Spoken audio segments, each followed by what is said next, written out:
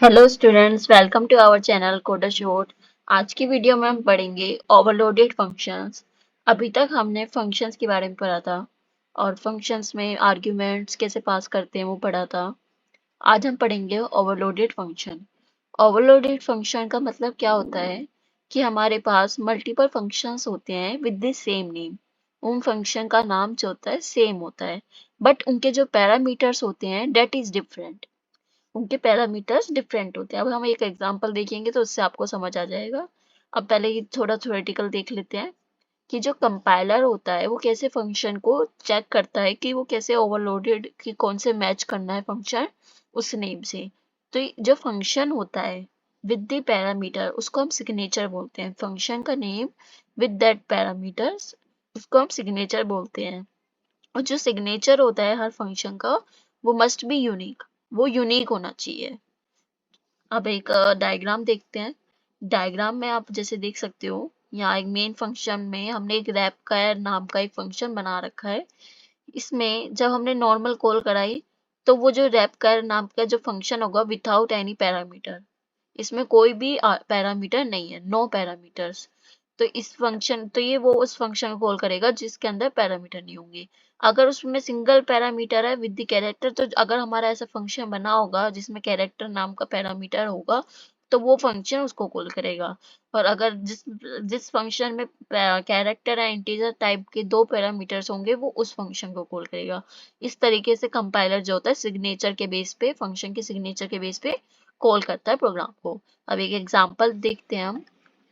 तो हम देखते हैं फंक्शन ओवरलोडिंग का एक एग्जांपल। तो लाइक हम एक दो तीन फंक्शन बना देते हैं। ऐड करने का बना देते हैं फंक्शन। एक ऐड करने का बनाएंगे, ऐड नाम से बना देते हैं जिसका कोई रिटर्न टाइप नहीं होगा, वॉइड ऐड। इसमें कोई पैरामीटर्स मैं नहीं ले रही, सिंगल नो पैरामीटर्स फंक्शन बनाऊंगी। और इसमें कुछ प्रिंट करा देते हैं, see out it is add function, ये लिख देते हैं इसमें। एक फंक्शन बनाऊंगी मैं, सेम नेम का बनेगा। इसमें void रिटर्न टाइप रखेंगे, void add। बट इसमें सिंगल एक पैरामीटर पास करा देंगे, इंटीजर ए। एक पैरामीटर कोई भी पास इसमें करा देते हैं इंटीजर टाइप का। अब इसमें क्या होगा, मैं कोई अपनी तरफ से एक वैल्यू ले लूंगी, इंटीजर बी ले लेती हूँ। उसमें खुद से एक वैल्यू रख दूंगी और इसमें बी को इसमें सी आउट करा दूंगी ए प्लस बी, या एंडर लिख देते हैं। एक और फंक्शन बनाते हैं ऐसी, void add नाम से ही बनाएंगे। इसके अंदर अब हम दो पैरामीटर ले लेते हैं, इंटीजर ए इंटीजर बी, दो पैरामीटर्स पास होंगे और इसमें भी सी आउट करा देंगे हम ए प्लस बी।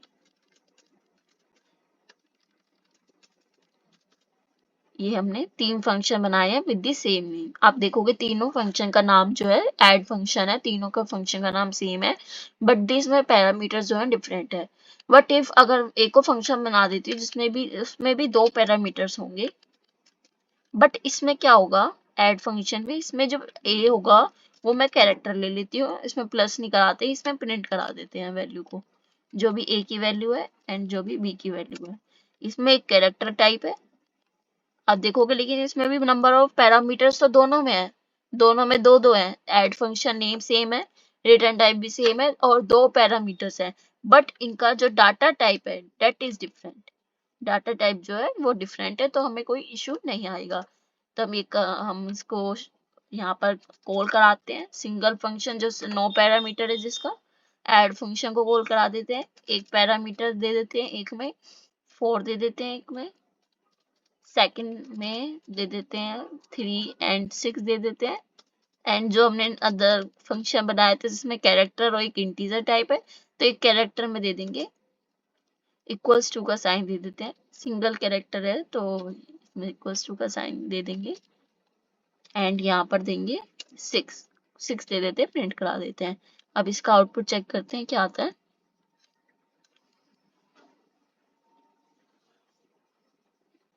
सबसे पहले आया इट इज ऐड फंक्शन, जो हमारा नॉर्मल है, नॉर्मल फंक्शन हमने जिसमें विथआउट एनी पैरामीटर पास कराया था, इट इज ऐड फंक्शन।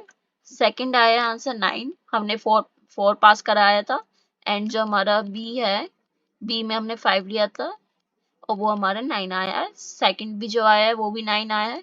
कोज हमने यहाँ पर पास कराया था 6 एंड 3, तो 6 + 3 जो है 9 होके आ गया आंसर। और हमने जो ऐड फंक्शन में एक कैरेक्टर टाइप एक इंटीजर टाइप दिया था, कैरेक्टर टाइप में हमने इक्वल्स टू का साइन दिया था, वो प्रिंट होके आया, देन हमारा 6 प्रिंट होके आ गया। तो इस तरीके से इसे फंक्शन ओवरलोडिंग कहते हैं, कि वो जो कंपाइलर होता है फंक्शन के सिग्नेचर के बेस पे कॉल कराता है। अब अगर इफ बट इफ कि मैं जैसे यहाँ पर कैरेक्टर ना लिखे इंटीजर ही लिख दूँ तो ये इशू देगा, एरर देगा कि सेम नेम के फंक्शन है। एरर देख लेते क्या आता है कि यहाँ पर दे रहा है कि ये definition of void add same है, 2 बार हमने सेम फंक्शन कॉल करा दिया है, चाहे उसके अंदर वर्किंग कुछ भी हो, लेकिन जो सिग्नेचर है वो सेम है। अगर मैं इसका रिटर्न टाइप चेंज कर दूँ, यहाँ से इंटीजर रिटर्न टाइप ले लेती हूँ, यहाँ से कुछ रिटर्न करा देते हैं, a+b रिटर्न करा देते हैं। क्या अब ये एरर देगा? यहाँ पर चेक करते हैं, ये अभी भी एरर दे रहा है कि ये मैंने जैसे आपको बताया था, जो कंपाइलर होता है वो फंक्शन के सिग्नेचर के बेसिस पे एक दूसरे से डिफरेंशिएट करता है, बट इसमें ये जो होगा कंपाइलर कहेगा वो ये डिफरेंशिएट नहीं कर पा रहा है एक दोनों की, क्योंकि दोनों का सिग्नेचर एकदम सेम है, पैरामीटर सेम है, पैरामीटर का टाइप सेम है। इवन इफ उसका रिटर्न टाइप डिफरेंट हो तब भी वो जो एरर जो होगा शो होगा, क्योंकि हमारे ये दोनों का सिग्नेचर सेम है। तो इस वजह से ये जो एरर आ रहा है वो हम इस वजह से एरर जो आ रहा है वो यही आ रहा है कि हमारा जो दोनों फंक्शन है उसका जो सिग्नेचर है डेट इज सेम। ये होती है हमारी ओवरलोडिंग की कंसेप्ट। नेक्स्ट जो हम पढ़ेंगे वो पढ़ेंगे हम डिफॉल्ट आर्ग्यूमेंट। डिफॉल्ट आर्ग्यूमेंट क्या होता है, पहले लेट इसको मैं क्लियर कर देती हूँ। ये दो फंक्शन, इन दोनों फंक्शंस को हटा देते हैं, इस फंक्शन को हटा देते हैं। जो डिफॉल्ट आर्ग्यूमेंट क्या होता है, इसमें मैं अगर कुछ पास नहीं करा रही, कुछ अगर ये हमारा सिंपल एक फंक्शन बना हुआ है हेड का और ऐसे हमने ओवरलोडिंग नहीं करा रखी, तो अगर मैं इसमें कोई पास नहीं करा रही, कुछ वैल्यू पास नहीं करा रही, तो इसमें जो डिफॉल्ट आर्ग्यूमेंट होगा वो ले सके। लाइक यहाँ पर मैं पास करा दूँ 9 एंड यहाँ पर पास करा दूँ मैं 5, तो ये डिफॉल्ट आर्ग्यूमेंट ले सके। इसमें रन करके देखते हैं अब क्या आ रहा है आउटपुट हमारा 14। 9 + 5 14 हमारा आउटपुट आ गया। आप ये देखोगे यहाँ पर मैंने सिंपल एक फंक्शन बनाया है, इसमें कोई कुछ पास नहीं कराया, पैरामीटर मैंने यहाँ पास नहीं कराया, डिफॉल्ट आर्ग्यूमेंट दी थी मैंने यहाँ। अगर मैं यहाँ एक आर्ग्यूमेंट पास कराती हूँ लाइक 7, तब क्या होगा, एक ही आर्ग्यूमेंट पास कराया मैंने, तब क्या होगा, जब ये जो 9 होगा डिफॉल्ट आर्ग्यूमेंट ये नहीं लेगा, यहाँ पर जो मैंने 7 पास कराया है वो ए में लेगा, ए में जो होगा 7 पास होगा। अब यहाँ पर एक बार प्रिंट ये भी करा देते हैं कि हमारा ए क्या है एंड बी क्या है, जिससे कि आपको और क्लियर होगा।